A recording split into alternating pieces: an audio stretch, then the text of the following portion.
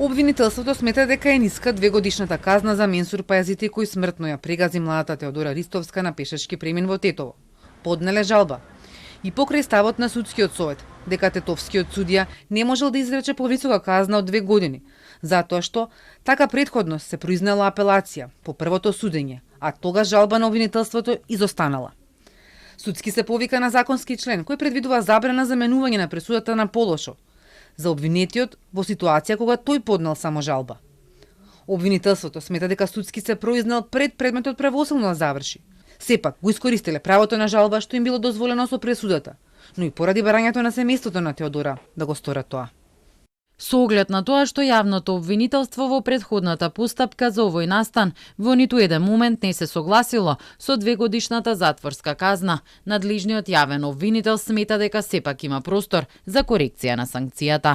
Освен тоа, општиот јавен интерес, предизвикан од зачестеноста на вакви кривични дела како појава, укажува на потребата од јакнење на казнената политика како превентивен механизам, па јавниот обвинител одлучи да искористи законската можност и да побара од апелацискиот суд Гостивар да ја преиначи казната во повисока.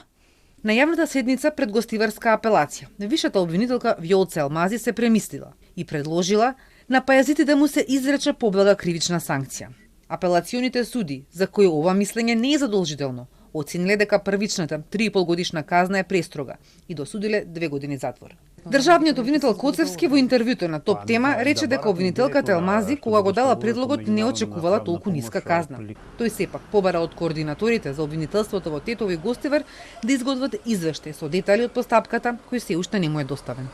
Кога отишло во апелациониот суд, на висшиот јавен обвинител дал првен предлог за да се одбие жалбата, со тоа што на главна расправа, ценејќи ги сите отежнителни и олеснителни околности, дал делумно да се уважи по поглед на казната. Меѓутоа, јавниот обвинител не предложи и нема право да предложи колку казна може да се изрече. Во секој случај се изрекла секако помала казна од она што го очекува јавниот обвинител.